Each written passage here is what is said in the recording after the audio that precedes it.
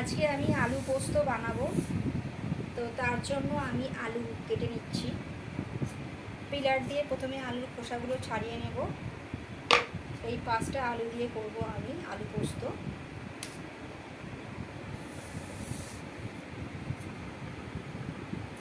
পরপর দেখাচ্ছি কাজগুলো।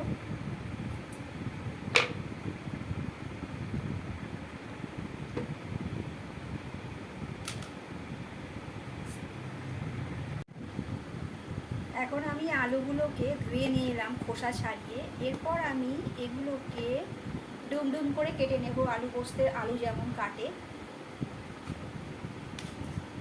আর এই যে পোস্ত, এটা হচ্ছে 25 গ্রাম পোস্ত।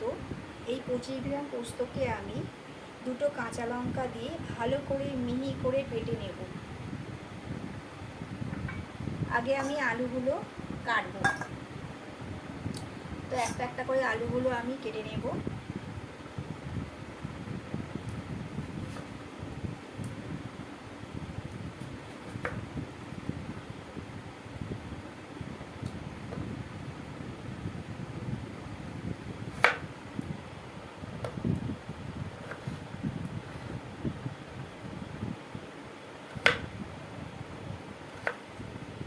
ছোট ছোট টুকরো করে নেব।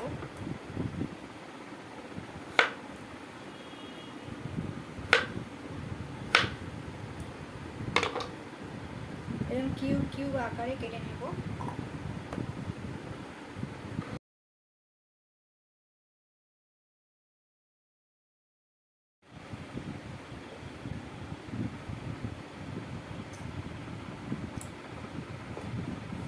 এই আলুগুলোকে এবার আমি ভালো করে জল দিয়ে পরিষ্কার করে ধুয়ে নেব 2বার করে।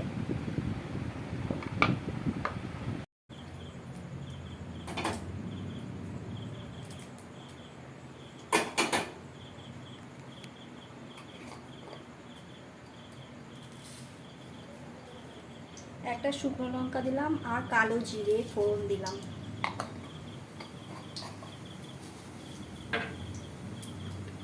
এরপর দেব আমি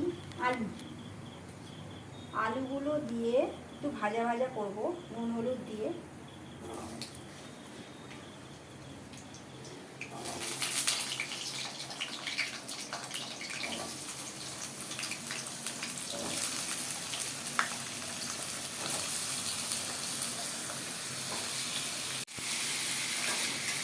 এবার আমি আলুগুলোকে একটু নেড়ে চেড়ে নিলাম। তারপর আমি হলুদ দেব 1 চামচ, 1 চামচ হলুদ।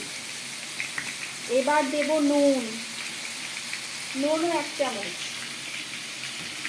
একটু ভালো করে একটু ভাজা ভাজা করব, খুব কড়া ভাজা না, কিন্তু বেশ একটু লালচে লালচে হবে।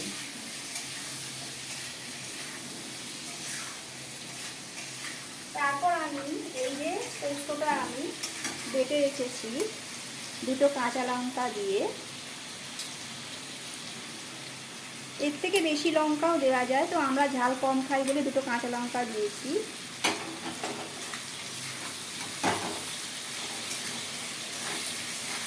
একটু ভাজা ভাজা হতে হবে। এখন আবার আসছি। আলুটা ভাজা ভাজা হয়ে গেছে, এইরকম একটু লালচে ভাজা হবে। আমি এবারে পোস্তটা মিশিয়ে নেব, পুরো পোস্তটাই মিশিয়ে নেব।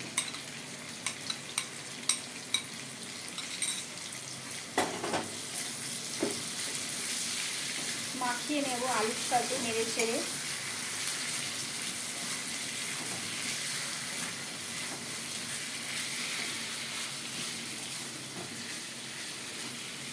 এইভাবে মাখিয়ে নিয়ে কষাবো না, এই পোস্ত বেশি কষাতে নেই।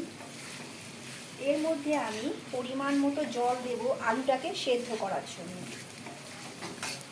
একটু রসা রসা দেখে নামাতে হবে। তো আমি এই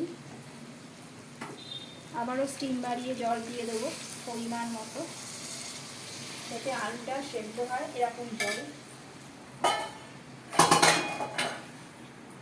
এই জল দিয়ে দিলাম। এবার আমি এটাকে চাপা দিয়ে 10 মিনিট মতো রান্না করব আলুটা সেদ্ধ হওয়ার জন্যে। আর কোনো মশলা পড়বে না। এবার আমি চাপা দিয়ে দিলাম। ওকে বলছি,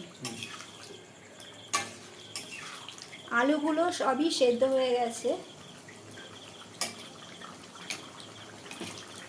এবার আমি এর মধ্যে মেশাবো চিনি।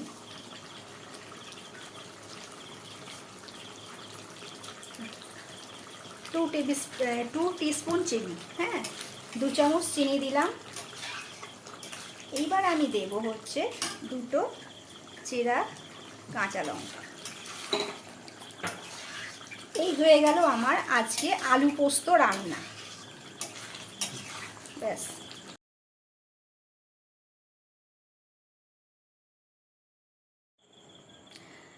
আমি আজকে আলু পোস্ত রান্না করে দেখালাম।